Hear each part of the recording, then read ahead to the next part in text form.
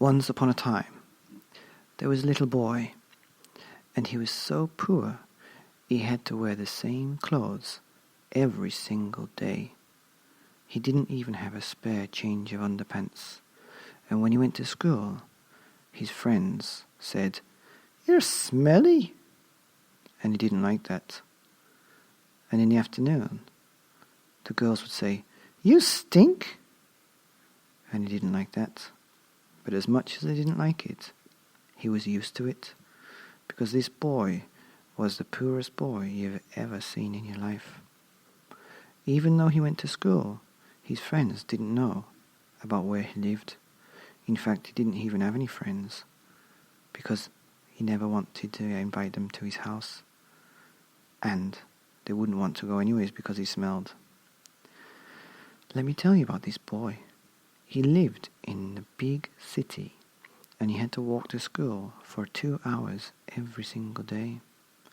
He never missed a day of school, no matter if it was raining or snowing or windy or lightning and thundering.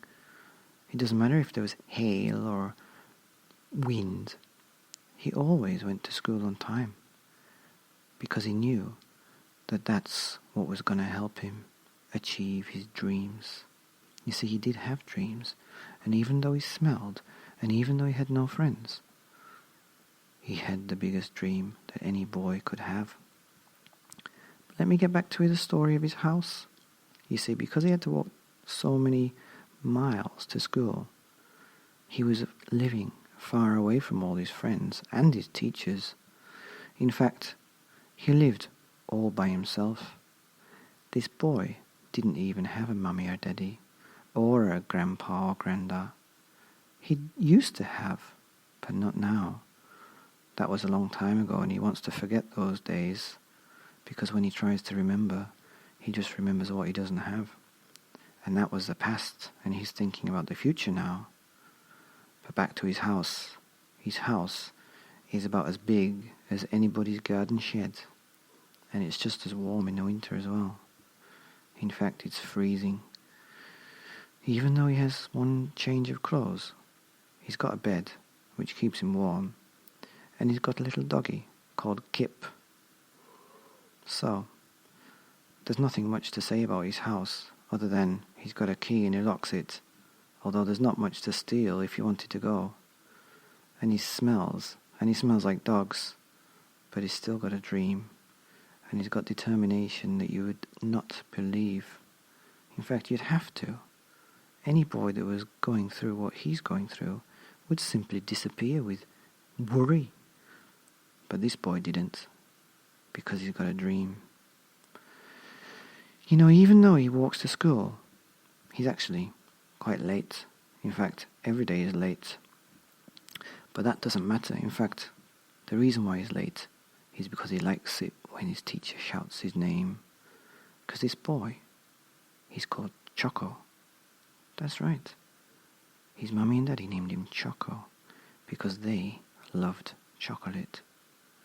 And when he comes in late to school, actually, even when he's on time, he waits outside the gates until he's 5 minutes late, and he comes in, and his teacher sits there and shouts, "Choco, late!" And he just knows that that's one step towards his dream. Chocolate! Chocolate! Chocolate!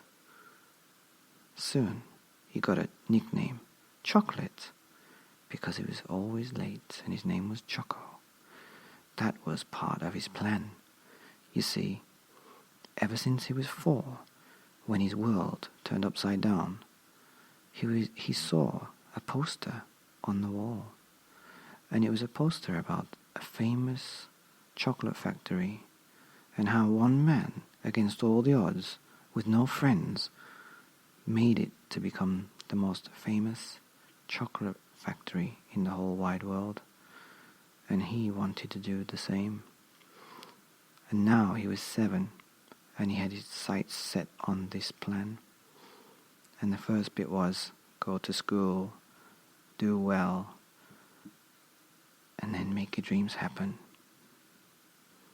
Now his name was Chocolate. He liked that. The kids would call him Chocolate. As he walked home, The shopkeepers would call him Chocolate. And sometimes they would give him some chocolate. In fact, this is the thing that he'd been keeping in his shed all this time. Chocolate bars. His bed was made of chocolate bars, and he hadn't eaten them. His blanket was made of chocolate bar wrappers, and his pillow was made of a sealed chocolate bar. That's right, it was a huge one. It was tough. In the summer when it was really hot, it would melt, but because it was sealed, it was like sleeping on a waterbed. It was quite cool. Anyway, the boy progressed through school, and when he moved to secondary school, it was even further away. That just made him more determined. In fact, it made him so determined, he moved and built his chocolate house right next to the school. It was behind the school, in the shed that nobody had been using for so many years. And so he lived there for 7 years until he went to college. He didn't know what to do in college because he thought, there isn't a college for chocolate making, but I guess the next best thing would be how to make desserts. And so he did do that for 3 years. He went to college and he studied how to make desserts of all the kinds that you can think of. In fact, he was so good, he won a scholarship to the most famous dessert kitchen in the whole of the world, which was in Paris at the top of the Eiffel Tower. They bought him a ticket and they flew him all the way. They gave him a nice apartment right outside the Eiffel Tower. They gave him enough money to buy some new clothes for once so he didn't smell. And then they gave him the key to the elevator that took him up to the top of the Eiffel Tower where the chocolate factory was. And that's where he learned the secrets. Well, it wasn't a chocolate factory, but they made lots of chocolate there. It was a dessert. It was a pudding factory, the best in the world. It was the Eiffel pudding factory. Every day, he would get up earlier than anybody else, swing his key around his head and whistle all the way to the Eiffel Tower, jump in the elevator, turn the key and whoosh, go right to the top of the tower. He would open the door and for 3 hours before anybody else came, he would be mixing the sugar and milk and the butter and the chocolates and all these ingredients that he'd never seen before. He'd read about them and he'd studied about them, but now he was putting it into practice. When the head chef came in, he would sometimes shout at Choco, but he was never late, and so he lost his nickname Chocolate. He was just Choco.